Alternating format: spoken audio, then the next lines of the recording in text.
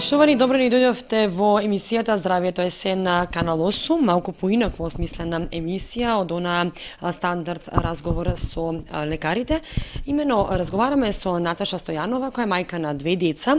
Ќерката е мажена во Словенија, а синот Андре е 23 годишно момче со посебни потреби, кој заради повредите кои ги добил при породувањето, останал во количка.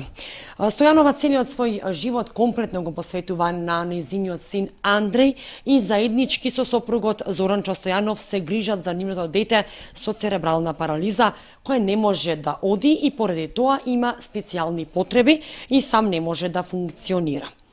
Но пресвртница во животот на Стојанова е прераната смрт токму на незиниот сопруг, татко на Андреј, кога таа останува сосема сама со дете во таква специфична состојба.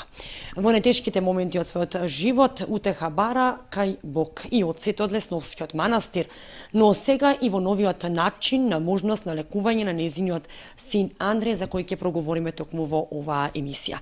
Добре ни дојдовте во емисијата. Добро ве најдов.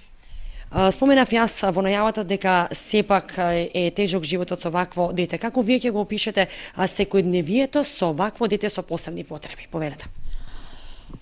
Животот со дете со посебни потреби е стварно многу тежок. Тежок у смисла ние веќе сме навикнати на обврските, меѓутоа во смисла со тоа што секојдневно му се гледаат маките, а од една страна, од другата страна многу тешко можеш на некој начин да му помогнеш.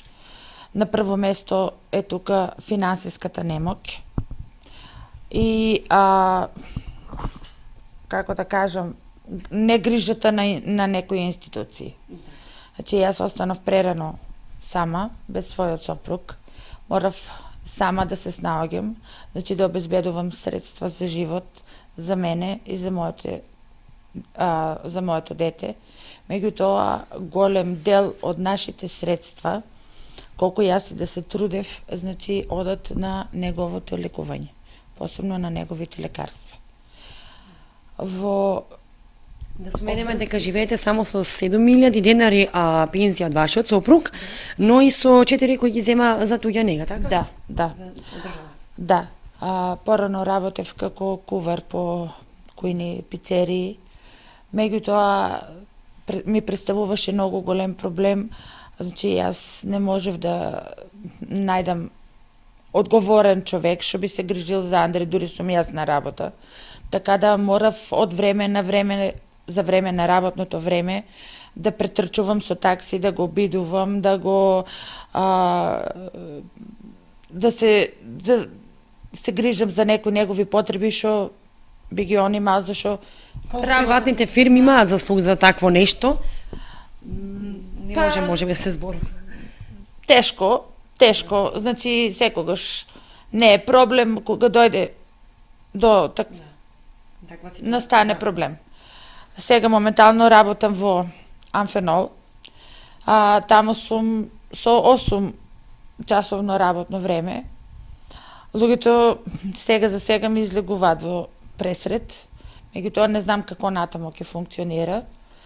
Меѓутоа платата од што ја добивам таму е многу ниска, значи една контрола на Андреј до Скопје чини повеќе и од вашата плата. Од мојата плата, да. Се снаоѓам на тој начин што работам некој дома у смисол на шиење, плетење, меѓутоа и тоа е веќе повеќе се плаќат издатоци за струја отколку што можеш нешто да земеш, меѓутоа тоа мора некако да се снаоѓиш. Здравствената состојба и вашата не е на завидно ниво? Не, баш не. Со текот на годините. Ама еве, пак ќе кажам, јас се трудам, не за претежно за Андреј, да. Повеќе за Андреј. Значи претежно највеќе за него. Немам време за први основ за моите потреби. Ги споменав отците во Лесновскиот манастир и тие колку може да помагаат, но сепак и Бог е тука, но потребна ви е и друга помош, секако финансиска, за она што сакаме да го оствариме, а што ќе споменеме подоцна во емисијата. Да. дефинитивно многу голема финансиска помош, затоа што јас во тај дел гледам на еден начин осамостојување на Андреј, зашто утре други ден исто и мене ќе ме нема. Значи, тоа дете мора некако да се осамостале, да барем малку да ги задоволува неговите потреби. Да споменеме дека Андреј е со телесен хендикеп, но не и со ментален. Тоа е заслуга токму на вас. Да. Има поголем дел од случаите се дека ваквите деца имаат и ментален хендикеп. Тоа би било уште потешко. Но Андреј е паметно дете кое учи, чита, пишува и може да продолжи понатаму со животот и да продолжи да студира можеби. Па тоа ми е најголема желба. И моја, и негова, затоа што штета е таков талент да пропаѓа. Значи, син ми е со надприродна интелигенција. Јас успеав со моја помош, со помош на приватни наставници. Тој е описменет, работи на компјутер, работи на мобилен. Значи, и затоа што психата му е добра, значи ние функционираме на начин на кој што функционираме. Меѓутоа, и самите треба да сме свесни дека родител, било кое дете да оставе дома, го мисле, нели па дете у таква состојба, значи, како и да работиш, што и да правиш, дека и да отидеш, прво мислата е многу поголема, после ред друго се. Сега да објасниме онај за што токму ја правиме и разговараме во оваа емисија, а тоа е целта на собирање средства за да може Андреј да отиде на лекување во Русија, која ќе му помогне да биде до некаде самостојно понатаму во животот, кога родителот, во овој случај вас, ќе ве нема. Како дојде до идејата, Андреј, да отиде, односно да имате можност да отидете во Русија, да се собираат пари, донацијски сметки, телефонски броеви, да можат хуманите граѓани да помогнат и да може да отидете на лекување во Русија? Како дојде до таа идеја токму на вас, за да може да го пратите вашето дете на вакво лекување? Значи, може би не знам за другите, јас сум родител кој што цел живот истражувам за здравствената состојба на Андреј. Имаме пробано разни видови на лекови, од страна набавувани, физикални терапии. У една приликум некои истражување, јас дознав за матичните клетки и почнав да се заинтересирувам за тај дел, како што би тоа функционирало. Дојдов до некои сознанија од телевизија, исто и од интернет, дека двојца луѓе веќе од Македонија имат одено и уште одат, продолжуваат со терапијата и имаат многу големи успеси.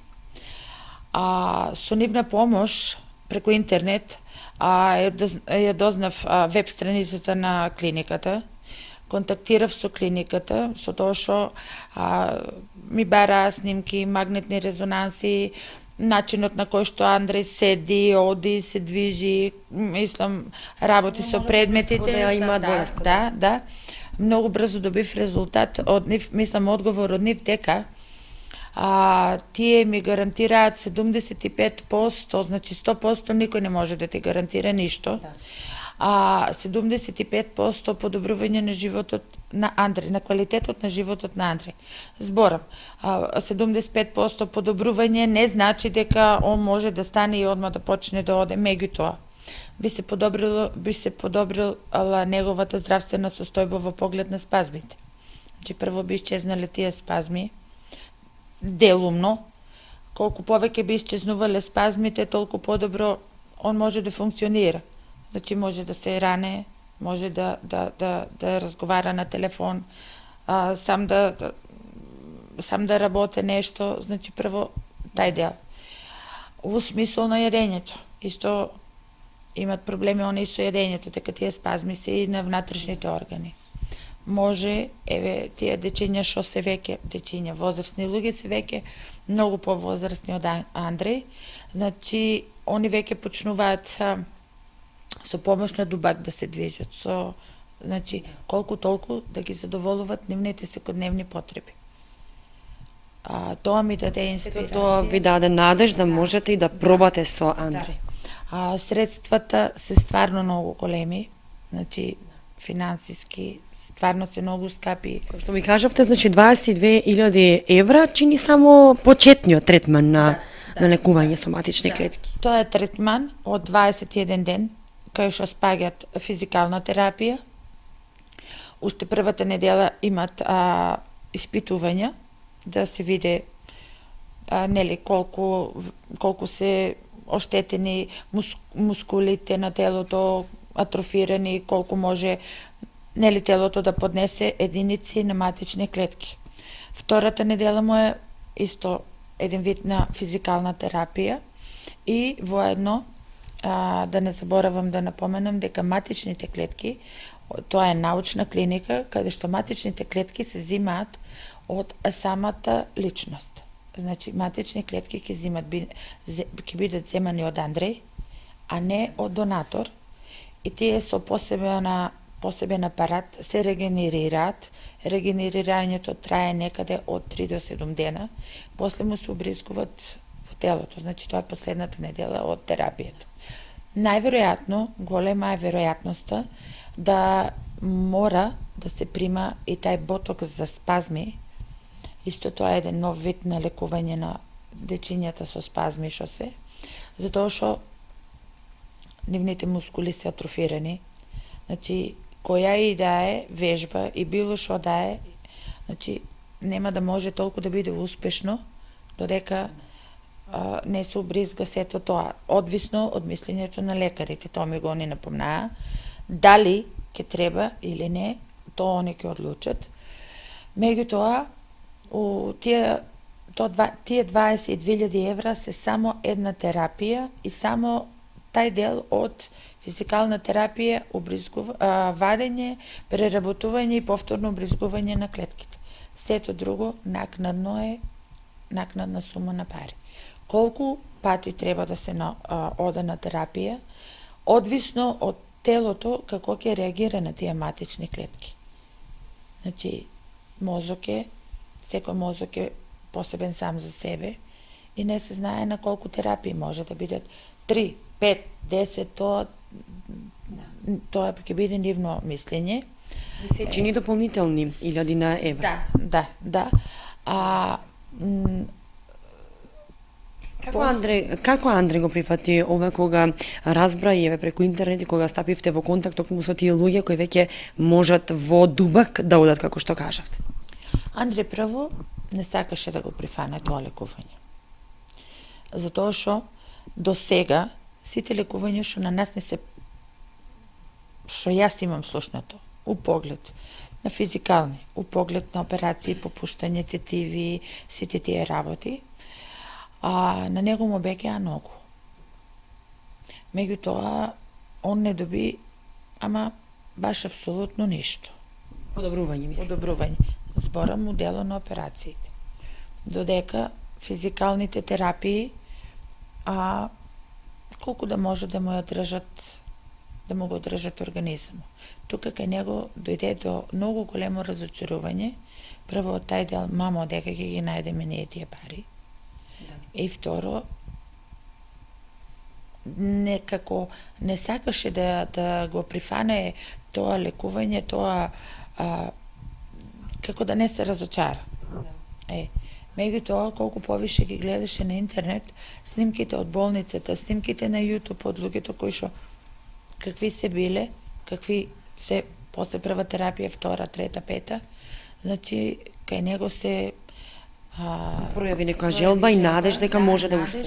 И сака. Сега сака и он, пак ќе кажам, надаме се многу на хуманоста на луѓето. Зашто јас стварно нема шанси да ги најдам тие средства.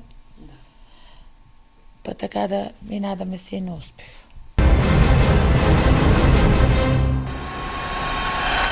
Телесниот хендикеп на ваквите лица со посебни потреби лесно може да помине и во ментален, доколку семејството не поружи грижа и голема упорност и трпение. Токму мајката на Андреј Стојанов имаше голема грижа и упорност и трпение со вакво дете да му помогне да не премине во ментален хендикеп.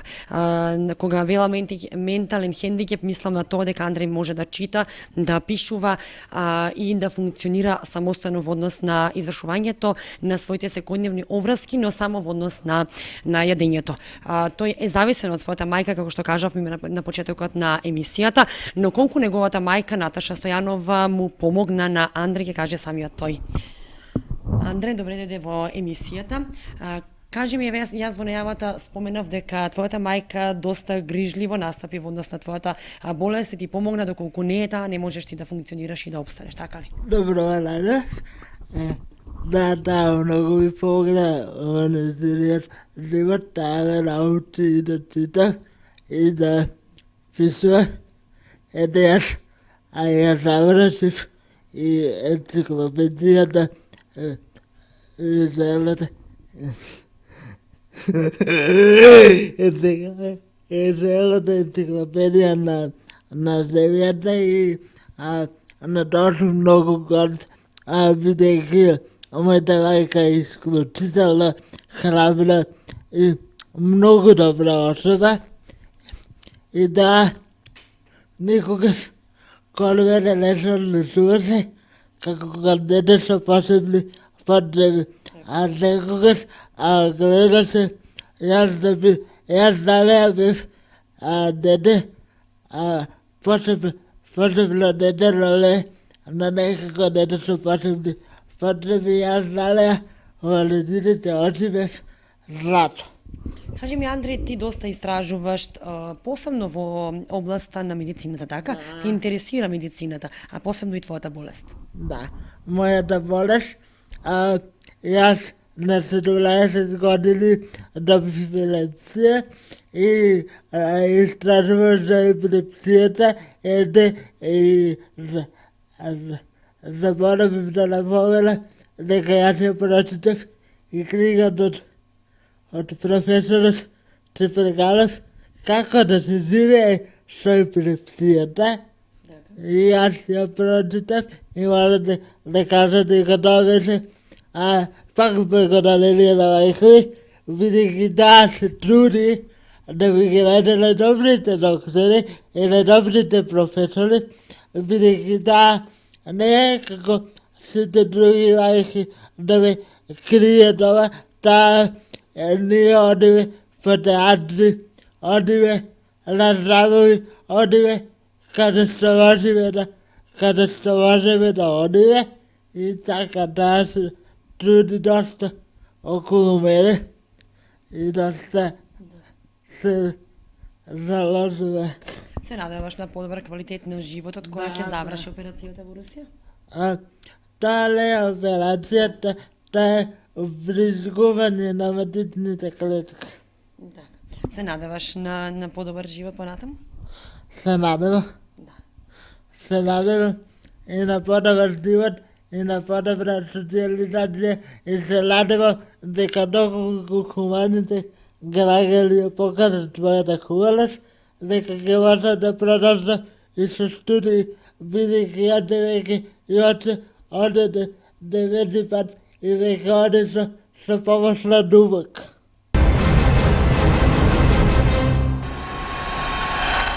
Наташа, сега значено е да споменеме дека на потек се хуманите граѓани, колку се во можност да помогнат и да излезат во пресред, за да може да се отиде на таква терапија која чини 22.000 евра во Русија, а подоцна ќе следуваат и уште други терапии, така ли? Да. Посебно ми беше напоменето од клиниката дека лекувањето може да биде треба да биде 2 години плюс одвисно, зашо јас на клиниката исто им кажав дека јас ги немам тие средства, дека средствата ќе бидат од донатори, а меѓутоа тука ми беше ставено акцент да се запази соодносо од прва, втора, трета и одвисно колку терапија ќе треба. Значи, од првата терапија до втората терапија, треба да минат некаде од 3 до 4 месеци. Може да се пролонгира тај период, доколку ги немаме тие средства, меѓутоа ефектот не би бил ист. Значи, ќе се потребни навистина голема сума на средства за кои, повторно ќе кажам, хуманите граѓани се на потек да може да помогнат. Токму и затоа е овој апел во емисијата да можеме на некој начин да делуваме и да помогнеме. Да. И секако би била бескарено благодарна на секој еден што би донирал макар и едно денарче. Секој динар е важен. За мене е многу битно. Благодарам за разговорот. Трансакцијската сметка на Андреј Стојанов и секако броевите на кои може да се донира ќе бидат испишани на екраните. Јас ќе ви се заблагодарам за учеството во емисијата и еве на некој начин да може и телевизијата да помогне во собирањето на средства. Благодарам и на вас и на сите хумани луѓе